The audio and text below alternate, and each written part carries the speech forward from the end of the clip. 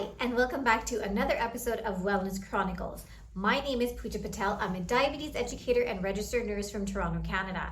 Now, this episode is going to be short and sweet, and it is geared specifically to those people who have type 2 diabetes and do take medications to manage their diabetes. Now, because Wellness Care and Wellness Chronicles is all about maintaining a healthy life in a sustainable, evidenced, research way possible, today I'm going to talk about how to manage your diabetes when you do take medications when you are sick, because sickness is inevitable. Who hasn't had a common cold? Who hasn't had the flu before? What I am going to talk about today is something called sick day management. Now, Diabetes Canada and the American Diabetes Association, they recommend these guidelines for those patients who do have diabetes and are on medications and happen to become sick. So, for example, if you have the stomach bug, if you are sick, if you have a fever, for example, and if you are at risk for dehydration, then Diabetes Canada and American Diabetes Association recommend these 5 things for you to watch out for, because really, if you're already not feeling well, you're not eating, you're not moving, the last thing you really want is for you to go into a hypo or for you to just feel worse because of the symptoms of your diabetes. So it's important to manage that diabetes. So the very first thing is the Diabetes Canada and the ADA, the American Diabetes Association, recommend that you do check your sugars about 3 to 4 times a day.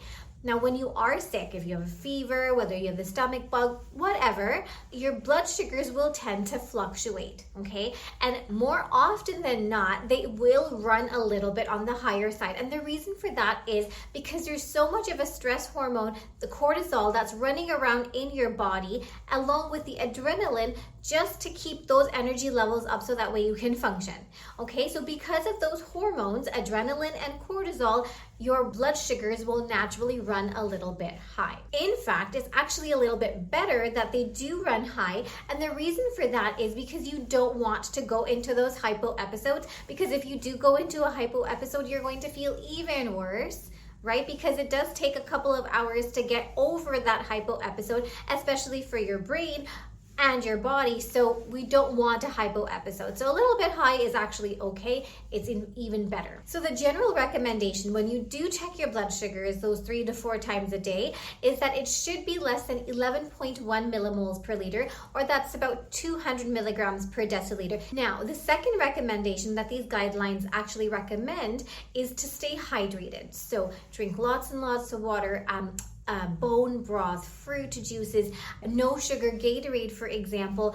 These kinds of things help you keep hydrated so you don't become dehydrated and cause another complication. So drinking as much fluids as possible is absolutely recommended. And of course, please try to limit your caffeine as much as possible. So coffee and tea and pop, these are not recommended when you're trying to rehydrate yourself or when you're trying to keep yourself hydrated when you are sick. Now, the fourth recommendation is you really want to prevent those hypoglycemic episodes, right? So eating as much as you can whenever you can is ideal. So the recommendation is that you have at least 15 to 30 grams of carbs every 3 to 4 hours, just to keep the glucose levels in your body up. So if you can tolerate it, maybe a cup of milk, half a cup of yogurt, half a cup of Jell-O, for example.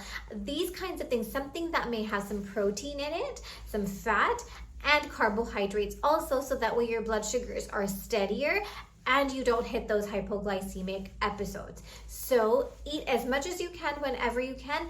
15 to 30 grams of carbs, that is what is recommended. This fourth recommendation is especially for those who take anti-hyperglycemic medications. Those people who take insulin, for example, oral medications like metformin or GLP-1s or SGLT2 or any kind of diabetes medications, this recommendation is for them. Now, if you feel like you might be dehydrated, you've been sick for more than 24 hours, you can't keep anything down, do you still take your insulin? Well, no, because your body doesn't need the insulin because you're not consuming extra sugar, you're not eating.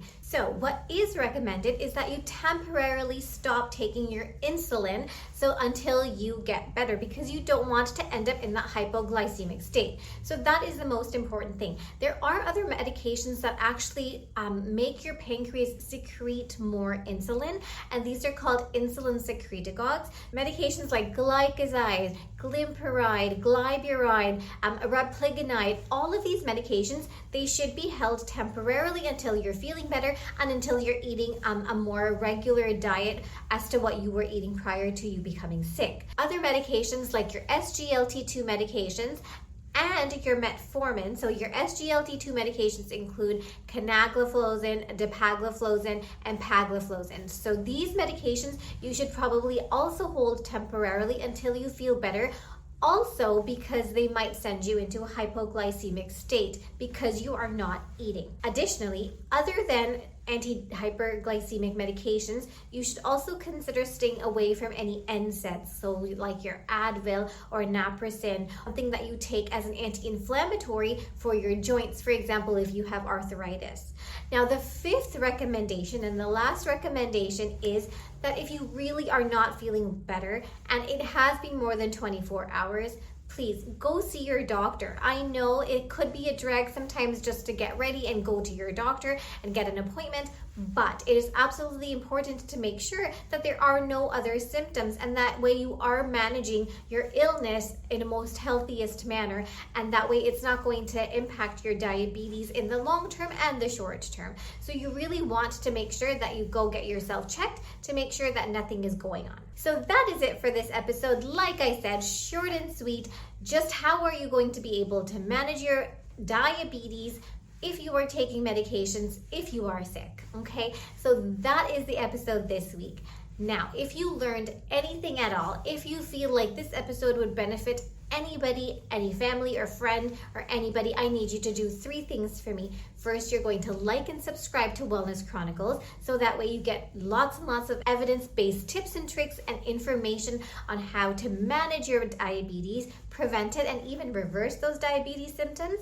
So like and subscribe to Wellness Chronicles. Secondly, share this with one person. Share this episode with one person who you think might benefit from this information.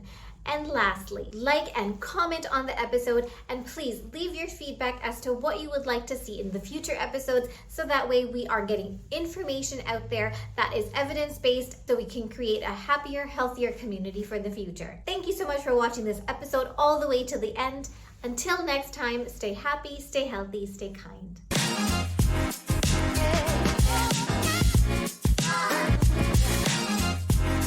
Yeah.